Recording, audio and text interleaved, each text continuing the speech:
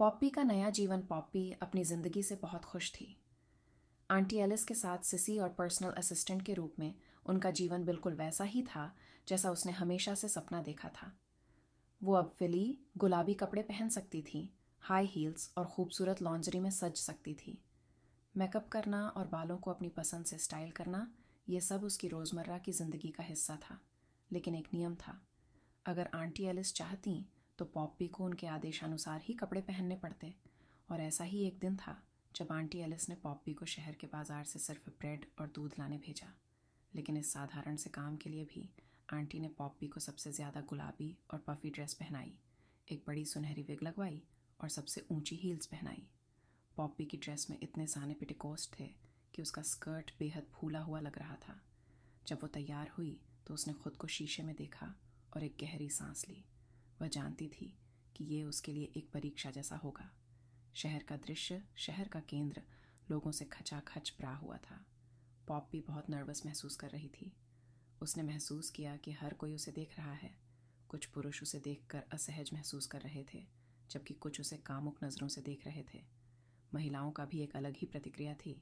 कुछ उस पर हंस रही थीं तो कुछ उसे जलन भरी निगाहों से देख रही थीं। एक समूह की महिलाएं तो इतनी प्रभावित हुईं कि उन्होंने उसके साथ फ़ोटो लेने की इच्छा जताई।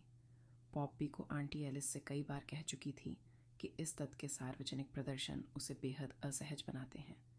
लेकिन आंटी एलिस को इस बात से कोई फ़र्क नहीं पड़ता था। वो जानती थी कि इस तरह के अपमान का पॉप्पी पर एक अलग ही असर होता है। पॉप्पी की हल्की शर्मिंदगी और बराहट उसकी फेमिनिनिटी को और बढ़ा देती थी। पॉप्पी का संघर्ष और आत्मविश्वास। जब पॉप्पी दुकानों की ओर जा रही थी तो हर कदम पर उसकी हील्स उसे याद दिला रही थीं कि वह कितनी अलग और खाप्त है। उसकी शर्मिंदगी बढ़ती जा रही थी, लेकिन दिल के किसी कोने में उसे ये भी महसूस हो रहा था कि ये सब उसे अपनी पहचान को और बेहतर तरीके से अपनाने में मदद कर रहा है। एक समय पर एक बच्चा उसकी ड्रेस की तरफ इशारा करते हुए बोला, मम्मी, ये परी जैसी दिखती है। पॉप्पी ने हल्की मुस्कान के साथ उसकी तरफ देखा। वह जानती थी कि हर किसी की प्रतिक्रिया अलग होती है, लेकिन उसने यह भी महसूस किया कि वह कितनी मजबूत है जो इस अनुभव को झेल पा रही है। दुकान पहुंचकर उसने बड़ी मेहनत से ब्रेड और दूध खरीदा और फिर घर लौटने लगी। रास्ते में उसने महसूस किया कि भले ही ये यात्रा कितनी भी असहज रही हो, लेकिन इसने उसे एक नई ताकत दी है। आंटी एलिस का सबक। घर लौटते ही आंटी एलिस ने मुस्कुराते हुए पूछा, तो पॉप्पी, आज का अनुभव कैसा रहा? पॉप्पी ने झिझकते हुए कहा, आंटी, ये मुश्किल था, लेकिन मैंने इसे संभाल लिया।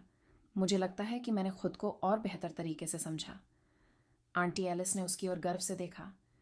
यही तो मैं चाहती थी। तुम्हें पता है पॉप्पी, लोग क्या सोचते हैं इसका कोई महत्व नहीं। जो मायने रखता है वो ये है कि तुम खुद को कैसे देखते हो, और मुझे लगता है तुमने आज बहुत कुछ सीखा। पॉप्पी ने सिर हिलाया। उसे समझ आ गया था कि ये सब आंटी एलिस की एक बड़ी सीख का हिस्सा था। अंतिम दृश्य, पॉप्पी ने अपनी ड्रेस बदली, लेकिन उसकी मुस्कान नहीं। ये जानती थी कि उसका यह सफ़र सिर्फ उसकी फेमिनिनिटी के बारे में नहीं था, बल्कि खुद को अपनाने और अपनी पहचान को गर्व से स्वीकार करने का था। यह कहानी एक नई शुरुआत थी, जहाँ पॉप्पी ने खुद को एक नई नज़र से देखा और अपने सपनों को जीने के लिए और भी आत्मविश्वास महसूस किया।